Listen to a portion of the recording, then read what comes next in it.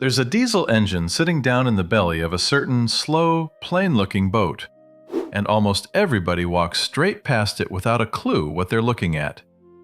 Same cast iron block, same 6 cylinders lined up in a row, same mechanical fuel pump that Dodge bolted into the Ram pickup from 1989 all the way through 1998.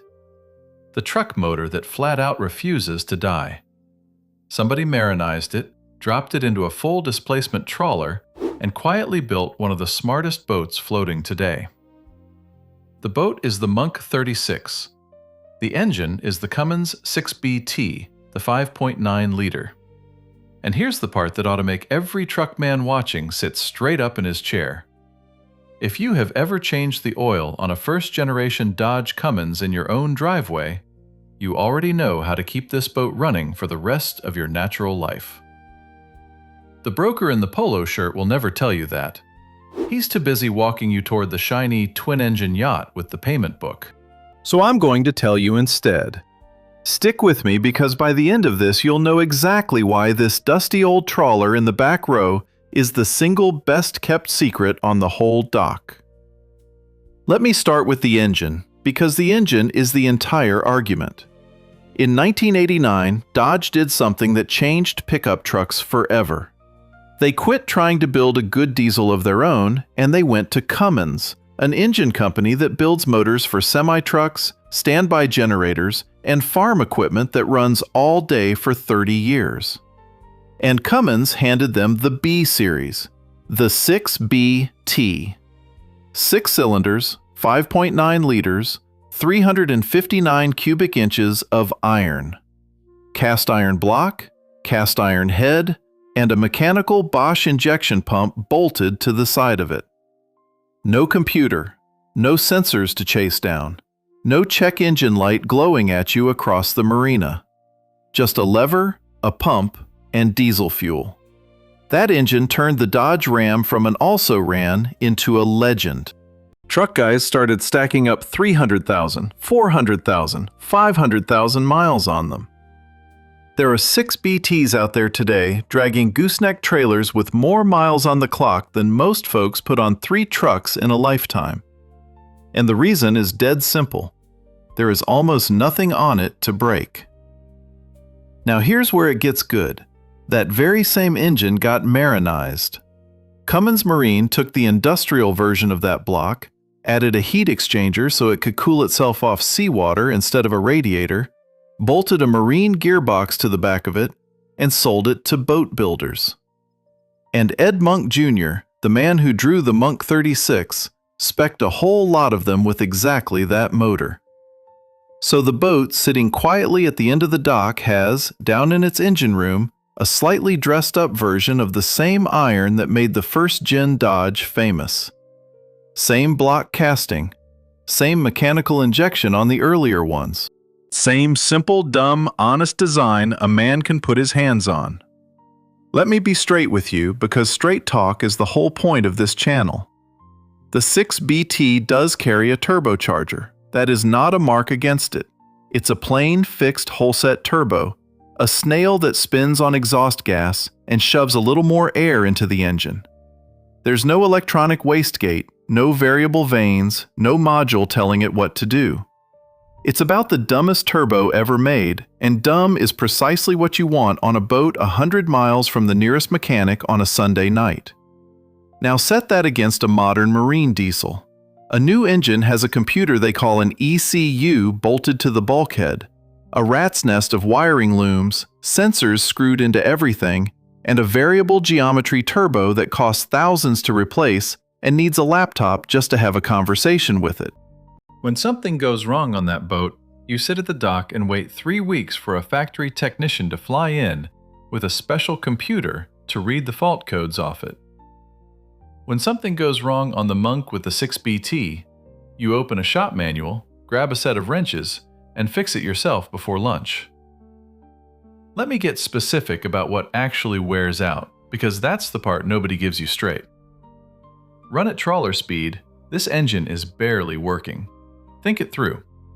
In the Dodge, that motor is dragging a loaded trailer up a mountain grade at full throttle, working hard, getting hot, right at the edge of what it can do. In the Monk 36, it's turning slow and lazy, pushing a heavy displacement hull through the water at 7 or 8 knots, loafing along at maybe 30 or 40% of what it's capable of. An engine that lives an easy life like that lasts a very long time. The truck versions go 500,000 miles under real load. In a boat, sipping along at a gentle cruise, people put 10, 15, even 20,000 hours on these before they ever start thinking about a major overhaul. Nobody puts that many hours on a pleasure boat in one lifetime. You will hand this engine down to your kids before it's tired. And the parts. This is the beautiful part. Because it started life as a truck and farm engine, the parts are everywhere. Your oil, your filters, your belts, your water pump, a good chunk of it cross-references straight to stuff sitting on the shelf at any truck parts counter in the country. You are not scrolling eBay at midnight hunting for a 30-year-old marine-only casting made by a company that folded in 1994. Cummins still supports the B-Series today. Farmers run them, generator sets run them, delivery trucks run them, tractors run them. That means the whole working world has a reason to keep parts on the shelf, and that keeps them cheap and quick to find.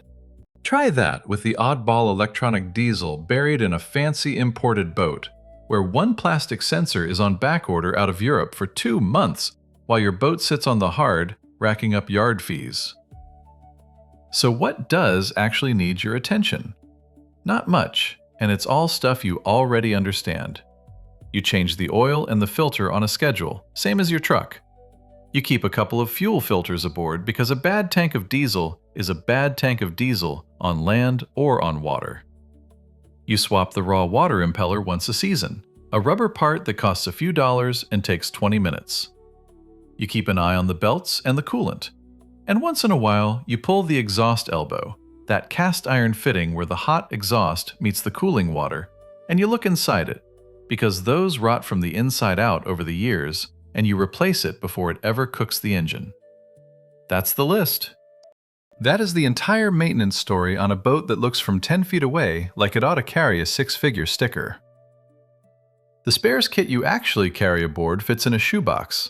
Now let me put the fuel bill in front of you, because this is where the twin-engine crowd goes quiet.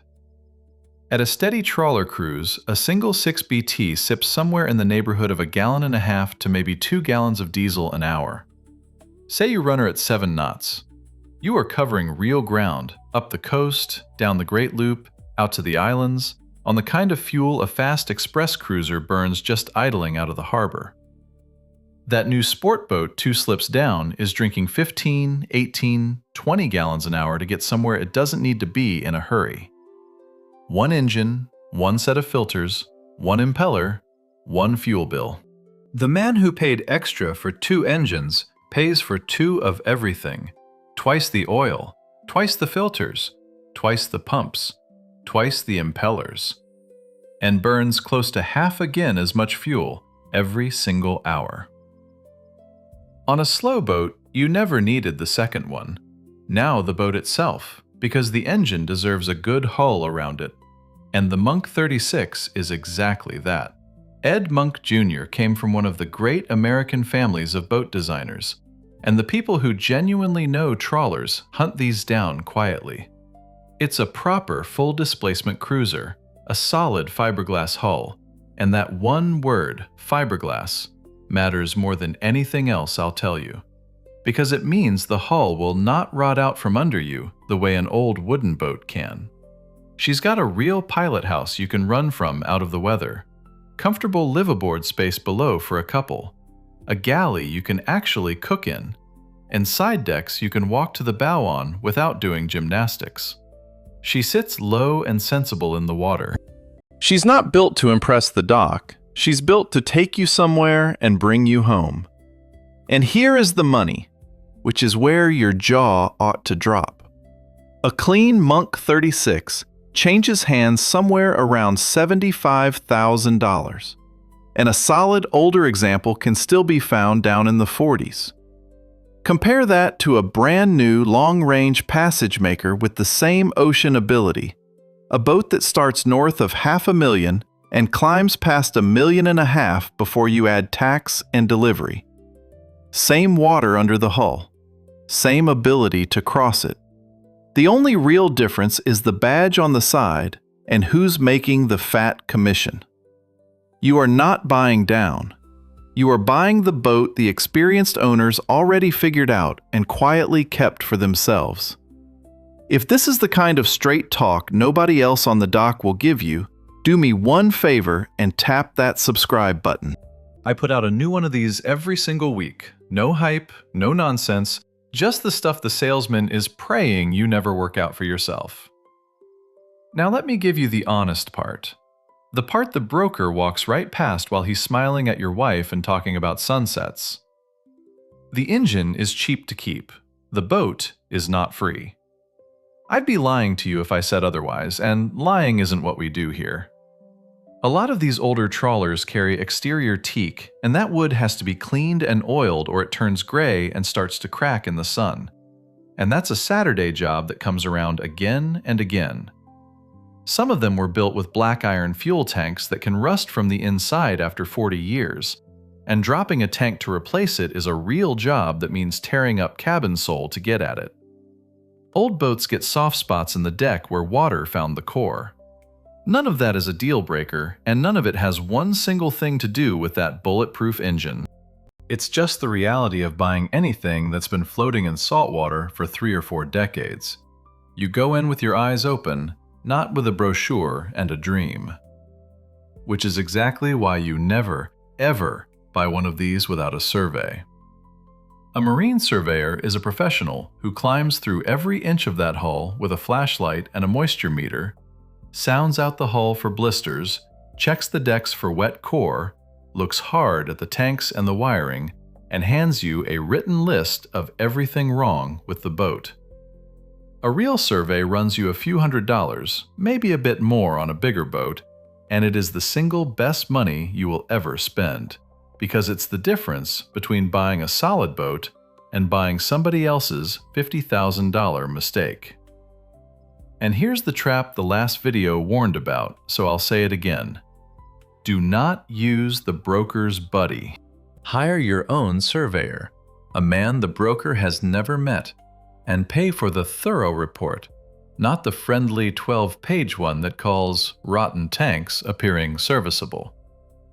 Have the boat hauled out on stands and run that engine hard on a real sea trial, not just idling pretty at the dock, because a tired diesel can idle fine for 10 minutes and still cook itself the first time you load it up for a proper run.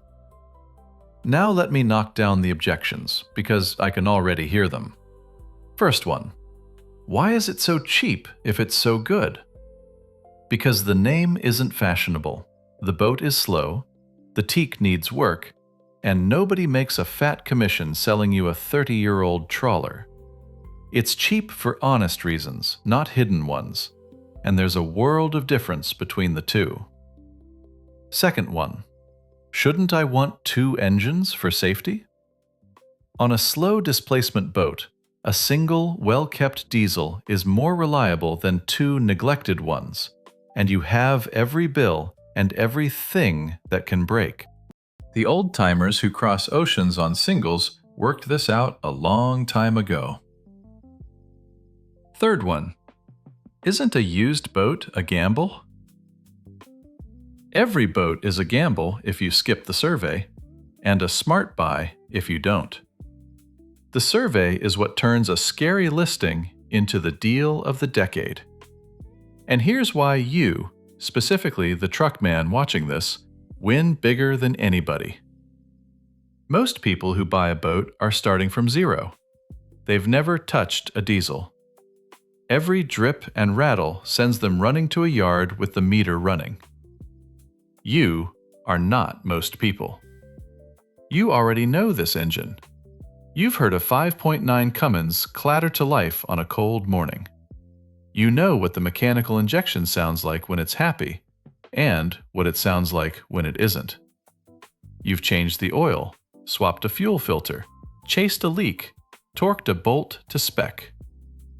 Every bit of that knowledge you built up under the hood of your Ram walks straight down the dock and climbs aboard that boat with you. While the man with the shiny new yacht is waiting on a technician with a laptop, you're in the slip on a Saturday with a wrench and a coffee, fixing your own boat with knowledge you already trust. So there it is, a slow, plain, unglamorous trawler that most folks walk right past, hiding the exact same honest iron that made the first-gen Dodge a legend. One engine you can service yourself, parts on the shelf at any truck counter in the country. A fiberglass hull that'll outlast the man who buys it. And a price that leaves your retirement intact instead of feeding it to a boatyard one bill at a time. The engine was never the thing that was going to break you. It's everything around it, and the salesman is counting on you not to ask. The folks tied up in the back row of the marina figured this out years ago, and now so have you. If you got something out of this, hit subscribe and drop me a comment down below. I want to hear it. Number 1. Would you actually run a first-gen Cummins in a boat? Or does the idea of a truck engine on the water still make you nervous? Number 2.